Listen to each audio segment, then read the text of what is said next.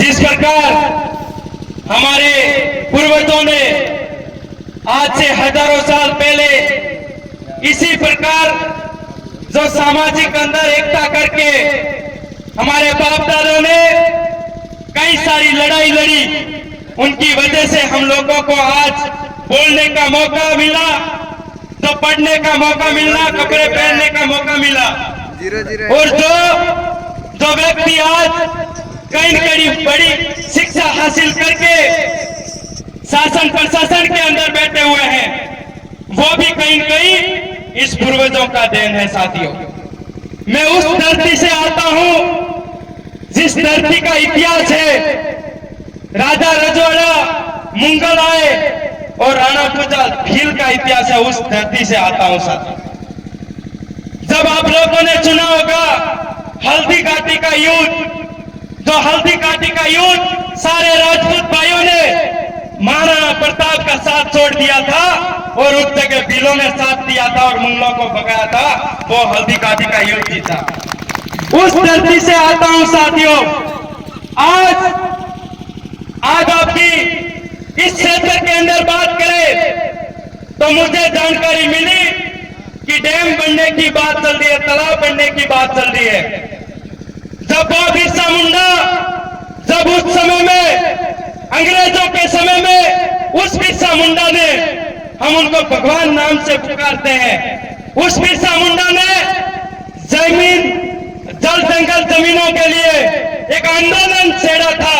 उस आंदोलन के लिए कई सारे हमारे आदिवासी समुदाय के, कई सारे हमारे भील भाई जो शहीद हुए और इस जमीन को नहीं दी। और उस समय में शिक्षा भी नहीं थी, हथियार भी नहीं थे, और इतने सोशल मीडिया और ये जो इतनी आज की तारीख में अपने पास जो व्यवस्था है, इतनी व्यवस्था उस समय नहीं थी। साथियों, आज की तारीख में हमारे पास शिक्षा भी है, हथियार भी है, कानून भी है और हमारे जनप्रतिनिधि भी है। उसके बावजूद भी हमारी जमीन को लूटा जा रहा, विचार करने की बात है। साथियों, हम लोग गलती क्या कर लेते हैं, कहीं न कहीं सामाजिक एकता की बात आती है तो हमारे भाई समझते हैं कि ये बीजेपी वाले करवा रहे हैं, ये कांग्रेस वाले करवा रहे हैं। किसी पार्टी का विरोध नहीं करना चाहूंगा, लेकिन एक बात आइए कहना चाहूंगा। साथियों, जब इन नेताओं को हम लोग विधानसभा के अंदर भेजते हैं, इन लोगों को पता है कि रोते हुए महिला दुख ऐसी मंगरिया में रहते हैं, ऐसे डुंगरिया में रहने वाले, ऐसे दुपरिया में रहने वाले बेचारे इस खेती के माध्यम से उनका रोजी रोटी चलाते हैं, उनका घर बार चलाते हैं, और ऐसे नेता को हम जिता करके विधानसभा में भेजते हैं। उसके बाद वो नेता ये तक नहीं कहते कि साहब हमारे वहां तो पानी की व्यवस्था है, डैम बनाने की, तालाब बनाने की कोई जरूरत नहीं है। अगर तालाब बनाओगे, डैम बनाओगे तो वहां के मेरे विधानसभा के लोग बेचारे कहां जाएंगे रोते हुए। आज इतने बड़ी मुश्किल से 5 बीघा, 2 बीघा, 3 बीघा जमीन मिली है, वो जमीन भी, उस जमीन को भी लूटा जा रहा है, तो विचार करने जैसी बात है।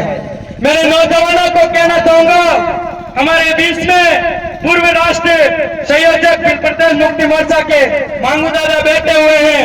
हमारे उस क्षेत्र के अंदर भी आपके इस क्षेत्र के अंदर इस तरीके से जमीन लूटी जाती है। हमारे भी उस क्षेत्र के अंदर रिक्को का एरिया आता है, कभी रिक्को वाले आते हैं, कभी मांस वाले आते हैं, कभी तालाब वाले आते हैं, कभी वन विभाग वाले आते हैं, कभी क्या क्या लोग आते हैं, हमारे आदिवासियों को लूटने का काम करते हैं। लेकिन धन्यवाद करना चाहूंगा आदिवासी परिवार को, जो आदिवासी परिवार के अंदर लोग जुड़े और जुड़ने के बाद जानकारी मिली, लोग जागरूक हुए और आज एक मैसेज डालते हैं तो डूंगरपुर बांसवाड़ी की टीम आकर के हमारे लोगों को बचाते हैं। तो मैं यहाँ के साथियों को एक ही चीज कहना चाहूंगा, आपको मनमुटाव खत्म करना होगा, मनमुटाव खत्म करके आपसी भाईचारा कायम करना होगा।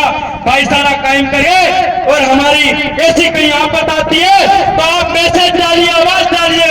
ये एमपी, गुजरात, महाराष्ट्र ये कोई अलग नहीं है, ये सब हम तो ये मानते हैं ये सब पूरा भील प्रदेश का एरिया है। अगर भील प्रदेश के अंदर हमारे समुदाय को, हमारे भीलों के साथ अगर आस आई तो हम लोग उन लोगों को छोड़ने वाले नहीं है। इसी आशा के साथ धन्यवाद। जय जोहार, जय आदिवासी जय भील प्रदेश।